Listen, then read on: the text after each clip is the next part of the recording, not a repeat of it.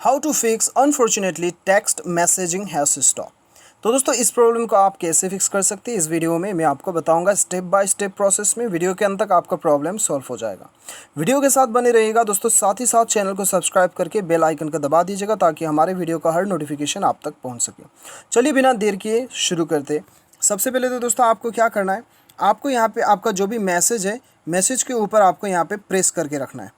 उसके बाद में ऐप इन्फो आएगा, ऐप इन्फो के ऊपर आपको क्लिक करना है, ठीक है।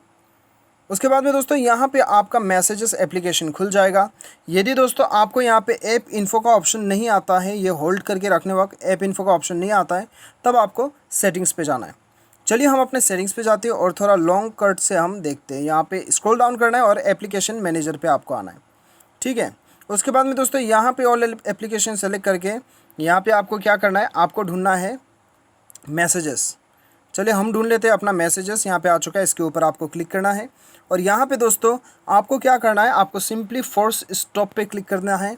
इसे फोर्स स्टॉप कर दीजिए। एक बार स्टोरेज यूसेज पे चले जाइए। उसके बाद में दोस्तों यहाँ पे क्लियर डाटा का ऑप्शन दिखाई दे रहा है, तो क्लियर डाटा आपको कर देना है, ठीक है। उसके बाद में आपको बैक आना है और यहाँ पर परमिशन जो है, सारा परमिशन आपको अलाउ कर देना है।